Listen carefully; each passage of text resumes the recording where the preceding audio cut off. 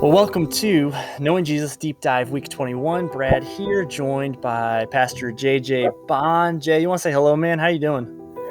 Good. I'm doing good. It's good to be here with you. I feel like I'm doing big things now. I'm on the deep dive. Yeah, well, you've made it. I you have have arrived. you have arrived. No, I appreciate you giving us that you think so highly of our deep dive that this is making it. Hey, I enjoy Um, it. Well, yeah. So Jay, you preached at Mid Rivers, and for online this weekend, we looked at a passage in Matthew, the Transfiguration, kind of this mysterious passage, one that I don't really spend a whole lot of time thinking about, or when I think about Bible stories and I think about accounts of Jesus, it's not one that comes to my mind very quickly, and that's odd because it's incredibly significant Yeah. in what it reveals about Jesus. And I think maybe one of the reasons we don't look at it so often is because it's like in a different category, like the other miracles of Jesus. Okay, yeah, I haven't ever seen anyone create food out of nothing, but like Yeah. I understand being hungry, and I understand all of a sudden having food that I didn't have before. This is just like a separate category. Yeah. So we're looking at Matthew chapter 17, 1 through 8. This passage is found, this account is found in Mark and in Luke as well. Not found in John's gospel, which is interesting since he was there and he saw it. I've got so many questions for the disciples, once I enter into glory, and that's one of them. Like, John, what the heck, man? This feels like you should have included it in your book. Why didn't you do I wanted to be on that mountain, man. I got a lot of questions. that? Yeah. So anyway, we're gonna go through it just kind of verse by verse, whatever sticks out. I've got a few questions. If there's anything about this passage, I'd love just interject anything that you want to share. Before we start, is there anywhere that you want to start? Anything that comes to your mind when you think about the Transfiguration, when you think about Jesus revealing His glory? Yeah. Sure. Yeah. I've spent a lot of time in this passage, especially this past week. And there's a lot of interesting things. And to your point earlier, it is kind of like this otherworldly type passage because you have Moses and Elijah on the scene. You have God the Father speaking to God the Son. And then you have Jesus revealing his true identity as the Son of God, as God. And then you have the key players, Peter, James, and John, who are really the future of the church. But one thing I really found to be sweet about this passage was the fact that, to me, the more I read it, like it's a pretty intimate scene and time as he gets away, as Jesus takes these three up to the mountain. And like I said, you have Moses and Elijah, you have God the Father, God the Son, and Peter, James, and John, um, all packed into these 8 verses. And in that, there's a ton to unpack. But what a sweet, intimate moment that Jesus lets these few disciples in on. It's pretty incredible. Yeah, it's so relational, and we're gonna get there, but like it's relational. We see that in just the interaction that Jesus has with Moses and Elijah, that he lets his 3 closest buddies come and just witness. But when you think about that, like if I was thinking about the transfiguration of Jesus, the transfiguration, the Son of God revealing his glory, showing up, I'm thinking, man, this is heaven meets earth. Like, Yeah, the clouds are going to part, like there's going to be a booming voice, there's going to be pyrotechnics, like all of these things happening. Like I'm going to feel like I should be at a Trans-Siberian Orchestra concert, and sure. yet it's almost like quiet. Yes. And again, it's just Jesus doing the thing and doing it in a way that we wouldn't expect him to do. Yeah. um, so before we get into the passage, I do want to ask you, like, what was the purpose? Like, what do you think the purpose of the Transfiguration was? Like, why did it happen? Why did it need to happen? Who was it for? Yeah, that's a really good question. And in my reading and in my study, I guess a conclusion I would come to that I think it was definitely for Peter, James, and John as Mm-hmm. the future of the church. But there's part of me that thinks it was also for Jesus, Son of God. Um, because he's about to enter into great suffering and ultimately death. And it's as if God the Father comes along, and he does come alongside him in this moment, and basically like, I got your back, Mm-hmm. and almost giving Peter, James, and John this great confidence. And look, I've talked about it. You're seeing it, um, and then things, from there. Obviously, they're suffering, and then ultimately the cross and death and resurrection. So, yeah, that would be my 2 cents from what Yeah. I gathered. Yeah, you're right on. I think it's kind of for everybody, right? It's for Jesus, and it's an encouragement to him that he's being, talked to, ministered to by these, two heroes of the faith.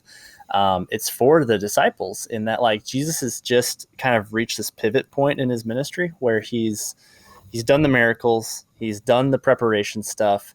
He's now really pouring into his disciples and trying to help them understand who he is and what's about to happen. And right before this, right, you have Peter's confession of faith, like rock star moment for Peter, followed by Jesus telling them he's going to suffer and die. And Peter like tries to rebuke Jesus.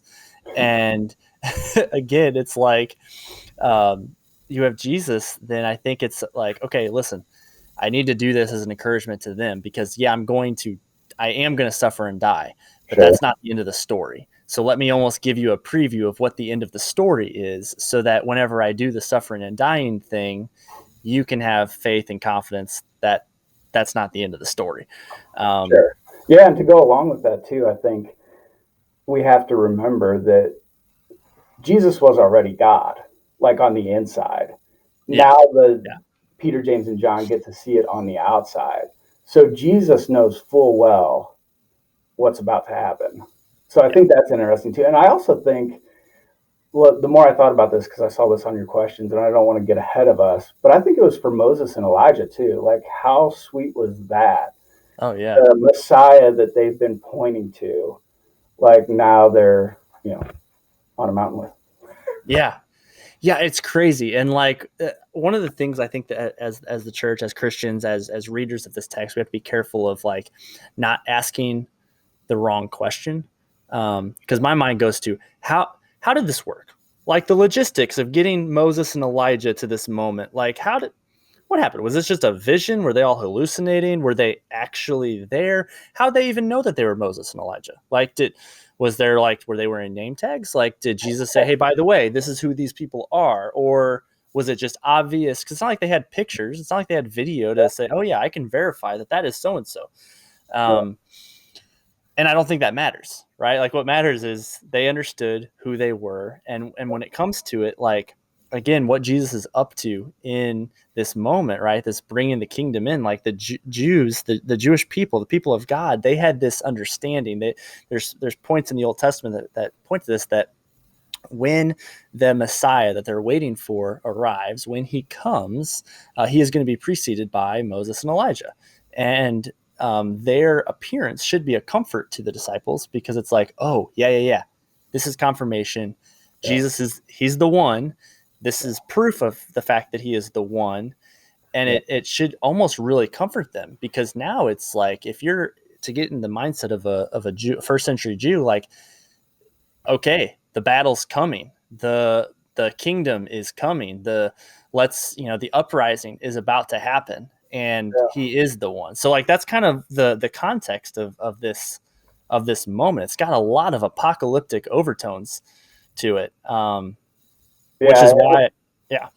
I was just gonna say, to piggyback off of that, like as you were talking, it made me think of um, the Superman illustration I use, but Mm-hmm. I never talked about it like in service. But there's an intimate moment between the viewer and as you're watching the Superman movie.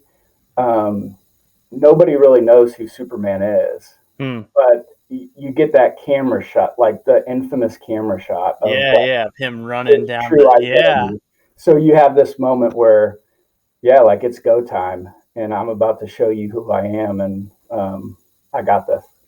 Dude, that's so good. Yeah. Oh, that's really good. Like, so as the viewer, especially if you're, used to watching Superman movies, like, what's about to happen because it's setting the scene. He's getting, like, it's go time. It. Yeah. The people in the scene, they don't know it yet. Like, they don't know what's about to happen. Yes. Yeah. No, that's a great illustration, man. Yeah. Yeah, no, that's great, dude. Yeah, you got like a round of applause in person when you opened it up. Well, that's the first. I guess that's where my mind travels. But that's when I started reading this passage. Like, Yeah. that's the first thing that popped in my head. No, that's good. All right, so Matthew 17, verse 1. After 6 days, Jesus took with him Peter and James and John, his brother, led them up to a high mountain by themselves. So this mountain, when you were preparing, do you know what mountain this was? Is there anything I don't know, does that help us in our understanding of this at all? Yeah, I think. I mean, I do think it's kind of important for the bigger picture. Most scholars favor Mount Hermon, Mm-hmm. but different scholars land in different places. Um, so I don't know necessarily the location is of super great importance, but I think the fact that they were away on a mountain, um, I do think that ties other parts of this passage Mm-hmm. together with some things we see in the Old Testament. Yeah, I think that yeah, I mean Moses, right? He met with God. Like, there was some, the presence of God. The writing of the Ten Commandments, like the giving of the law, like that happened on a mountain.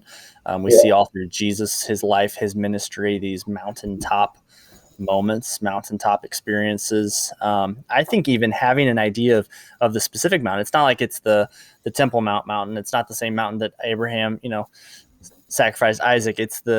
But it is an actual mountain. So I think, like, even though there's not a whole lot of significance, is what I found, that it is Mount Hermon, or a different one. The fact that they've located actual mountains that it could be, it almost locates this story that seems so otherworldly. That seems like it's a story that it would come from an action movie, right, or a fantasy movie, Yeah. like something that just doesn't exist. Like, it localizes that to a level of, like, oh yeah, that's this world.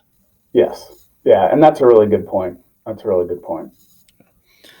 So verse 2, he was transfigured before them. His face shone like the sun. His clothes became white as light. So there's this transformation that's happening in his appearance. We see some similarities to descriptions of Jesus that we get in Revelation, also in Second Peter. So there's he's not transforming just to this random image. He's transforming to his glory. He's transforming to the the image that he always has had. Yeah. Yeah. And I think earlier when I alluded to, like, Jesus is God, he Mm-hmm. was already God on the inside. And I think we're just seeing that inward glory shown outward. Um, I think in partly so that Peter, James, and John could see it with their own eyes and witness that. Mm-hmm. Yeah, and what I love here is, and this kind of, I think this passage, Jesus was really intentional. The things that he did, there was a lot of symbolism. There's a lot of Old Testament imagery that he was embodying from the prophets and from the law. And we see a description of Moses in the Old Testament, where God, I mean, he says, "I want to see you," right? He has God, so God puts him in the side of a cliff. He passes by, right? It's just like the shadow of God is what Moses sees, the backside, and when he comes down from that mountain, his face is illuminated, right? He's reflecting God's glory, and yet that's not the picture we have here of Jesus. He's not Yeah, reflecting God's glory, like this illuminating, this light, like the way the text reads, it comes from within him, like it's him. So there's yeah, like this juxtapose. yes. And I heard one. I don't know if it was a pastor or author said Moses reflects the glory of God. Jesus reveals the glory of God. So to It's your good. point, yeah, I think that's spot on. So good. So he, here verse 3, behold, there appeared to them Moses and Elijah talking with him. I would love to know what they talked about. Matthew doesn't tell us. Luke gives us a little bit of an idea. Says, in Luke's gospel, they talk about Jesus's departure. Yes. So Yeah, I and don't know. You speak to that. well, I wrote. I mean, I feel like the commentaries I read, uh, some scholars were in different places, but one of the things that I read was the word departure that was used um, translates Exodus, so Hmm. that may have been a clue to Peter, who Jesus was talking to. Now, I don't know that anybody would say they know that for sure. Mm-hmm. Obviously, we weren't there.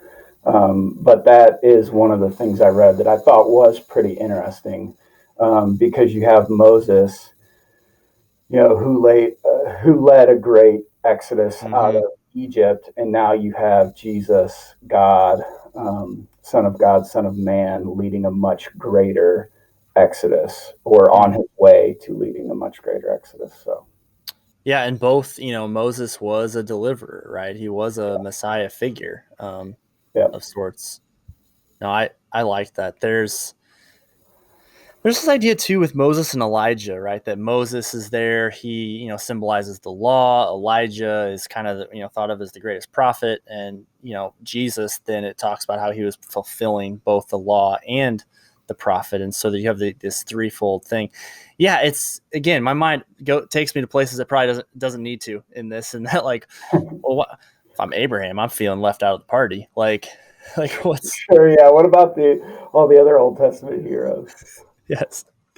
Yes, David, he's like, hey, no, he's coming to, finish my royal line of, kingship. But yeah, so there's this idea, right, that there's going to be a war coming. The Messianic age is going to dawn on Israel. Moses and Elijah are going to make an appearance. The people of God missed the fact that John the Baptist was, the Elijah figure. That's what the conversation following this passage kind of goes to. They're like, wait, what?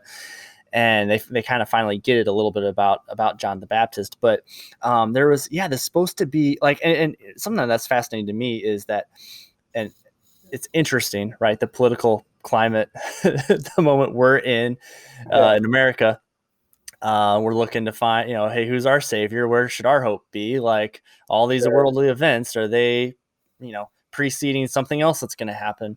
But like, that's not a new thing. Like, you even have this people of this Jewish remnant, this group of people. They call it the Qumran community, where they're kind of a group of Essenes probably, and they went and they created their own almost fortress out in the wilderness to prepare for and wait, so they can be ready to fight when the Messiah showed up. Like, so it's not an it's I think we like harp on the disciples a lot when they're the ones that we should probably identify with in this story and their Sure. confusion.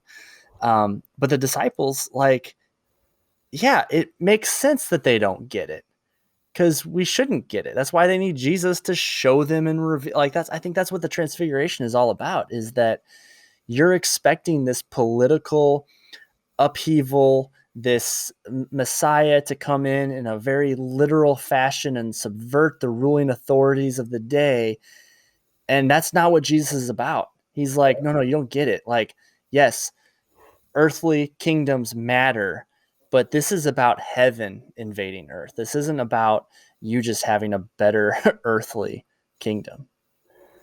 Yeah, and that's huge, because I think, like, to your point, I think that's something that we can all identify with, and even coming out of this political season where it was a pretty tense one. And I think it stirred But up a lot of emotions, for a lot of people. And you think of Peter, James, and John, and you really think of all of the disciples, um, specifically Peter. You know, later on, he's going to take the ear of a soldier, um, because it's like he just experienced this moment, and Jesus is constantly reminding them of this different way. Mm-hmm. and they walk close to him and they still don't fully like comprehend it. And I feel, Yeah. and I can identify with that for sure. Um, even being a pastor is like, 1 minute I feel like, I can wrap my head around some things and, I'm doing pretty well. And then the next, I do something or say something stupid, and put my foot in my mouth, so to speak. So yeah, that's interesting. Yeah. So anyway, their response, Peter said to Jesus, "Lord, it's good that we are here. If you wish, I will make 3 tents here, one for you, one for Moses, one for Elijah." And again, like Peter is always, we gotta love Peter, right? He's like always, He's my favorite. he doesn't know what to say, but he just said, he's very much embodies the, I don't know what to say, so I'm just gonna say something. Something is Yeah, better than nothing. And the first thing that comes to my mind or my heart is what you're gonna get. And it's a good impulse. Like we see that in the Old Testament when, I think about with Abraham, like when the 3 angels, when the 3 messengers of God come and they have his impulse is to be just very hospitable towards them, to give them a place to stay, to house them, and the idea is you have this kind of this Jewish thought of like. Um, when divine messengers show up, they have a blessing to give, and so the longer they're with him, the greater the blessing, or the greater the chance of the blessing that he's going to get. And I think that's what Peter. I think he's not necessarily just like, "Hey, come bless me," but he's like, "Hey, you guys are here. Let's be hospitable. Let's create a place for you to dwell and to linger." And the danger too of these mountaintop experiences is that like we want to stay on the mountain. sure. Like we want to stay there, and the mountain isn't like, it's important, but it's important because we have to come down off the mountain. Yeah, and most of life really is done, down there. Mm-hmm. But this passage is interesting. I had a couple of people ask me about the tents, um, and different scholars, they have a couple different views. But it's interesting because when you read Luke's account, he mentions or talks about them, being tired or uh, sleepy. So maybe as Peter is, coming to and seeing this scene, like maybe he's not fully coherent, but at the same time, like to your point, it's understandable why he says, Yeah. let's build 3 tents. But then, we're going to learn in just a second here, God kind of gives him a gentle rebuke. So it's like, Peter, you may be missing the point a little Yeah. bit on this one. Yeah. Yeah. Yeah. Good impulse. Let's redirect it. Yes. Yeah. Yeah. So verse 5, he was still speaking. The he, I didn't get a chance to look into this. The he, I think refers to Peter, right? Because Peter is the one who was just Yeah. speaking right before this. So while he's speaking, it's almost like there's this event happening and he's there for it and he's like talking about it, but doesn't actually know what's happening. And it's almost like he's being ignored because this thing is like, he's like, oh, okay, yep, mm-hmm, yep. So while he was still speaking, when behold, a bright cloud overshadowed them. A voice from the cloud said, "This is my beloved son, with whom I am well pleased. Listen to him." So we've seen this bright cloud before, again in the Old Testament, kind of the presence of God. That's kind of how it shows here. There's this callback to Jesus's baptism, right? Almost word for word, at least this first, God the Father speaking. And who is God speaking to is kind of my question. Like Jesus knows he's, like I think it's for Jesus' benefit. I Yeah. think there's an affirmation and encouragement here. Um, I don't know, maybe it's for Moses and Elijah for their benefit too. But for the disciples, right? Sure. Yeah. I mean, I think you look at the audience and who's there, and I don't think he's. I think he is indirectly maybe encouraging Jesus in this Mm-hmm. comment, but when he says listen to him, I think that's for everyone to hear. But obviously, Peter, James, and John and their future, um, and Peter and as he started to talk, I mean, God interrupts him. Mm-hmm. So I think God was trying to get across a point, but it's gentle, right? I mean, the presence of God in a cloud, and there's no sign that this is some booming, loud, Yeah. yelling interruption, but it's Yeah. pretty gentle and naming who Jesus is and listen to him. Yeah. And I think that, I mean, he said that again to echo, like he's said that to his people about Moses before, right? Like, Definitely. listen, listen to him. And why? Because they're not fully getting it, but the mission matters and he's going to go and die. And it's important that you understand this because there's action that you are going to need to do because it's the responsibility of taking this message to the ends of the earth. Like, Yeah. it's on you, right? The stakes are high. Yeah. Yeah. And it's interesting too, because I mean, to piggyback off that, I mean, listen to him is probably the key phrase in verse number 5 um, for them, but also for us today. Um, and I think now more than ever, we live in a world of distractions. Mm-hmm. So it's interesting, even with all the political noise and everything going on, that um, I think listen to him. That's important for us as the church and believers and students of God's word to take notice.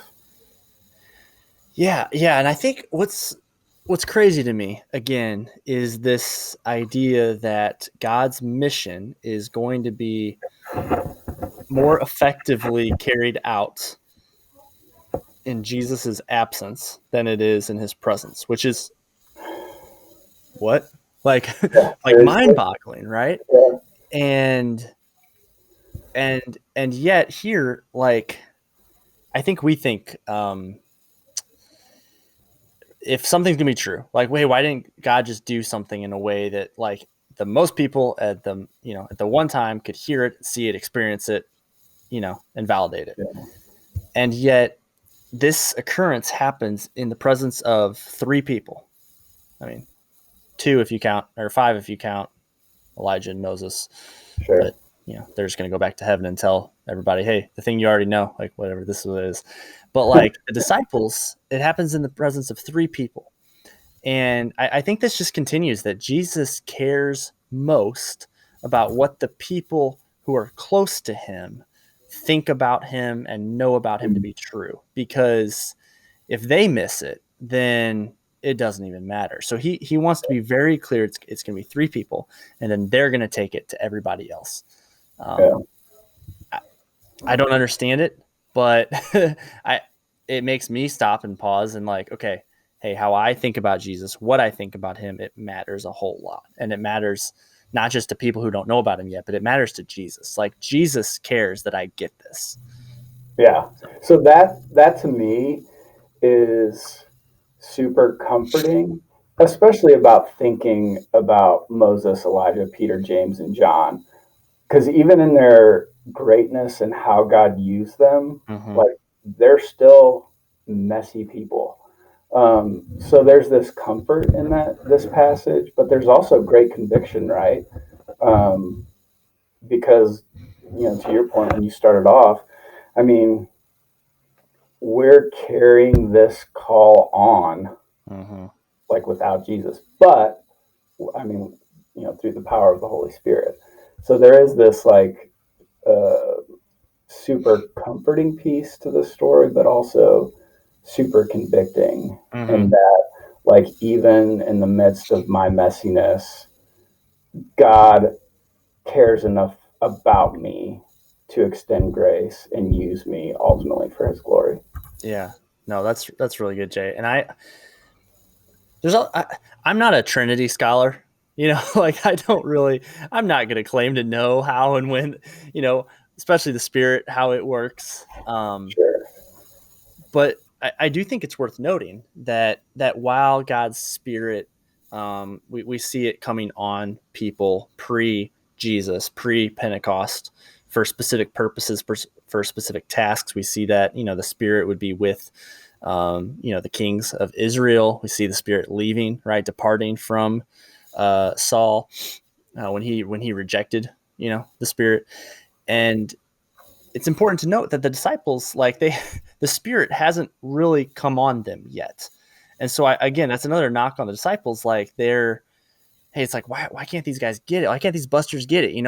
But at the same time, like, they need all of these moments of reassurance, I think, and of Jesus really showing who he is. They need to see the miracles. They need to hear his teaching. They need to have him explain it to them, because they don't have the Spirit working and illuminating it and reminding them and comforting them. Like, they don't have that yet. So Yeah. anyway, Yeah. And the way we think about it, like, to your point, like, we think, how can these guys not get it? Like, they're with him.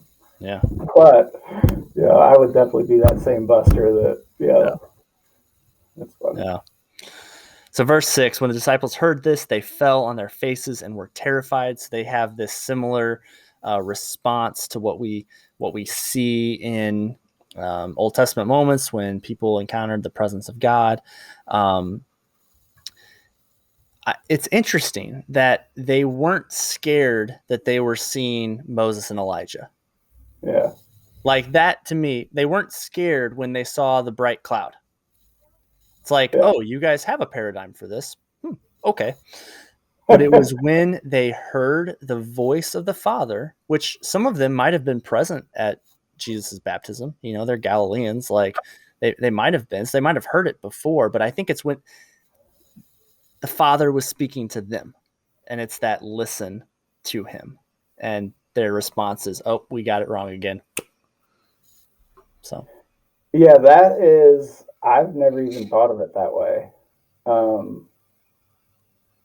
So I haven't put a lot of thought into that, but that is, I mean, that's true. Like, for them, seeing Moses and Elijah wasn't weird. And, the glory of God revealed, so that you have these kind of supernatural things happening. Um, the presence of God in a cloud, but it was the voice that caused them to, fall on their faces and fear. So that's interesting. I haven't put a lot of thought into that, but Yeah, it's like this. This just became real. Oh, this is about me now. Oh, yeah, okay. I thought I yeah, was just seeing this thing. Oh, yeah, yeah. it's about to get real, and Hmm. it is for them. And then verse 7, but Jesus came and touched them, saying, rise, have no fear. And when they lifted up their eyes, they saw no one but Jesus only. And then Jesus goes on and he says, hey, don't tell anyone about this. And I think there's something to that. Like, we've seen Jesus tell them, hey, don't, like, he healed the blind man, right? He said, hey, don't tell anyone this. And the blind man goes and tells everybody. And I've been really wrestling with this over the last few weeks. I'm like, why is Jesus wanting to keep all of this secret? Like, I don't know. Do you have any thoughts on that? Like, why is he telling them not to tell people? Oh, that's a good question. And honestly, um, I stopped at verse 8 just as I was preparing, because there was so much in the way my mind works. The more there is, I can get stuck in the weeds. So as I was preparing, even, like, I cut this off at verse 8. Um, so I'm not sure. Yeah, I think, again, Jesus is being very intentional at what he's doing, right? He is trying to show those closest to him, this is not a political battle. This is not a, hey, let's raise the troops and let's storm Jerusalem and take down Rome. This is a heaven meets earth moment. This is a bigger kingdom thing. I think he doesn't want to jump the gun. I think Jesus Yeah. doesn't want the crowd to rally and to I'm trying not to, but now I'm just having all of these like moments of capital, like, kind of go through, like, Jesus. He wants to be clear that this is not a physical war that's about to happen. This is not a political uprising that's about to happen.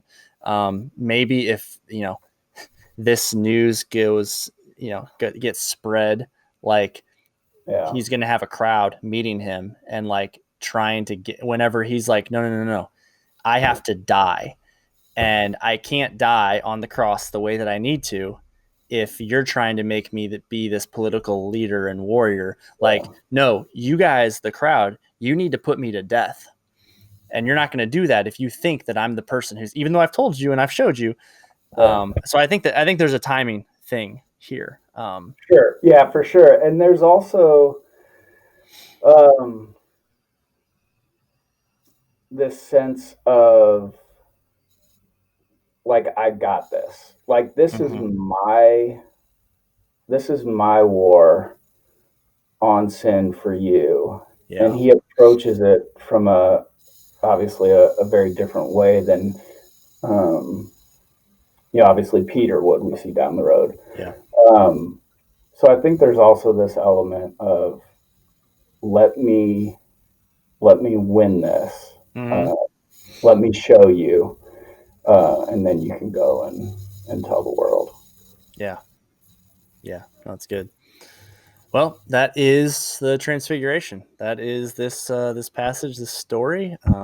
Jay, thanks for joining me here. Thanks for just talking through this a little bit, diving deep into this into this point where Jesus reveals His glory, and everything from this point on, we're moving towards the cross, and Yeah. we want to sit and we want to linger in that. But we're moving towards the cross because the resurrection comes. And with the resurrection comes the church, comes heaven truly, meeting earth. And so we got a little bit of a foretaste in this moment of what that's going to look like and what that means. We got more to come. So you can find more of our deep dives on our YouTube channel. Just search Calvary Church.